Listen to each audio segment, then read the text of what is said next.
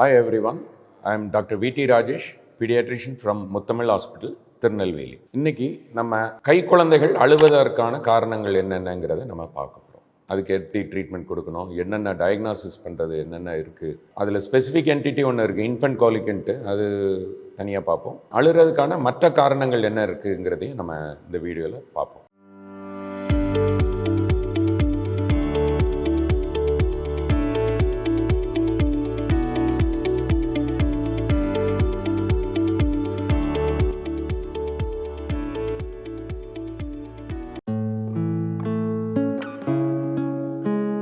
So first வந்து இந்த infant colic, அதாவது இன்ஃபென்ட் கோலிக்குங்கிறது ஒரு ஸ்பெசிஃபிக் டயக்னாசிஸ். அது யூஸ்வலாக குழந்தைகளுக்கு 6 வாரத்திலேருந்து ஒரு 8-12 வாரம் வரை இருக்கக்கூடியது, அப் டு 3 to 4 months வரை இருக்கும். அது எப்படின்னா, ஒரு நாளுக்கு எடுத்துக்கிட்டிங்கன்னா 3 மணி நேரம் தொடர்ந்து அழலாம் இந்த குழந்தை. அதே மாதிரி வாரத்தில் 3 நாளுக்கு மேலே அழும். தொடர்ந்து ஒரு 3 வாரம் இருந்ததுன்னா அதை வந்து இன்ஃபென்ட் கோலிக்னு சொல்கிறோம். இப்போ இந்த இன்ஃபென்ட் கோலிக் இருக்கிற பிள்ளைங்களுக்கு வேறு எந்த ப்ராப்ளமும் இருக்காது. லைக் அதுக்கு வெயிட் கெயின் ஒழுங்காக இருந்துகிட்ருக்கோம், ஃபீடு ஒழுங்காக எடுத்துகிட்டு இருக்கோம், வேறு எந்த ஃபீவரோ இல்லை ஒரு வாமிட்டிங்கோ டயரியாவோ எதுவும் இருக்காது, இல்லை உடம்புல எதுவும் ரேஷோ அந்த மாதிரி எதுவுமே இருக்காது. அதாவது நார்மலாக இருக்கக்கூடிய குழந்தைக்கு தொடர்ந்து அழுதுட்டு இருந்ததுன்னா அதுதான் இன்ஃபென்ட் கோலிக்னு சொல்கிறோம். ஸோ ஸ்பெசிஃபிக் டயக்னாசிஸ் இது வந்து நம்ம மற்ற காரணத்துக்கு கூட நம்ம கன்ஃபியூஸ் ஆகக்கூடாது. லைக் காது வலியில் ஒரு குழந்தை அழலாம், இல்லை வயிறு வலியில் வேறு காரணத்தினால அழலாம், வயிற்றால் போயிட்டுருக்கோம், வாந்தி எடுத்துகிட்டு இருக்கோம், அதெல்லாம் வேறு. ஸோ இது வந்து ஒரு ஸ்பெசிஃபிக் என்டிட்டி. ஸோ இதுக்கு நம்ம பயப்படக்கூடாது, பொறுமையாக ஹேண்டில் பண்ணணும். இதுக்கான காரணங்கள் அப்படின்னு பார்த்தா ஸ்பெசிஃபிக்காக யாரும் எதையும் பின் பாயிண்ட் பண்ணி சொல்ல முடியாது. ஆனால் நிறைய நேரம் என்ன சொல்கிறாங்கன்னா, இது குடல் சம்மந்தப்பட்டதாக இருக்கலாம் அப்படிங்கிறாங்க, இல்லை குடலில் இருக்கக்கூடிய கிருமிகளோட பேட்டர்ன் மாறினா இருக்கலாம் அப்படிங்கிறாங்க, இல்லை ஒரு சில குழந்தைகள் சென்சிட்டிவாக இருக்கும், அதனோட நர்வஸ் சிஸ்டம் வளர்ச்சி ஏற்படும் போது அதில் ஒரு சென்சிட்டிவிட்டி இருக்கும், அதனால அழலாம் அப்படிங்கிறாங்க.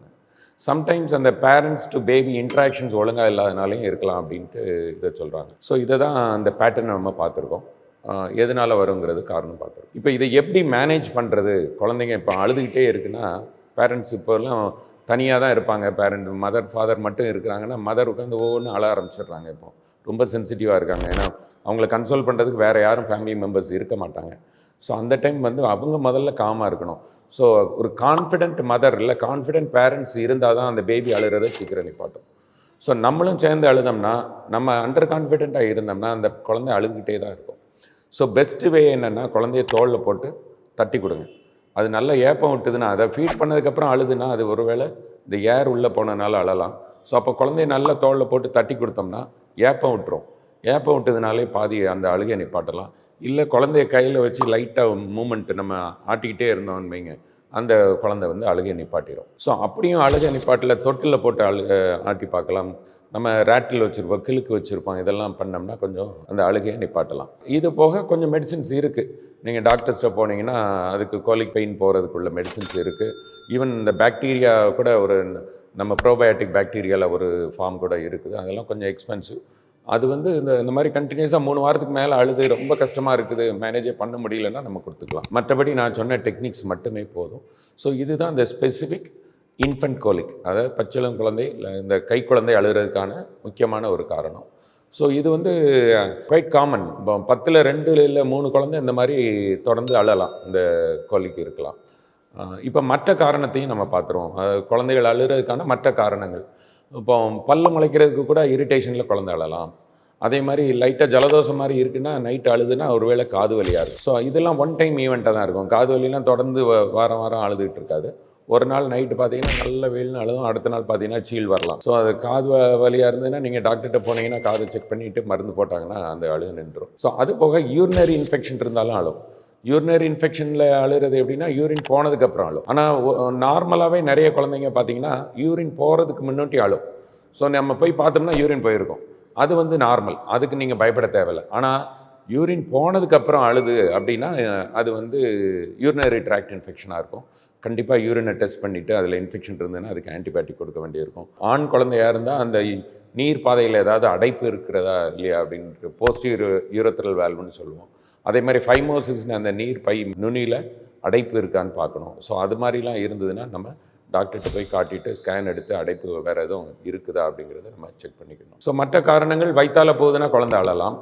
ஸோ வேறு ஏதாவது பூச்சி ஏதாவது கடிச்சிருக்கலாம், எறும்பு கடிச்சிருக்கலாம்.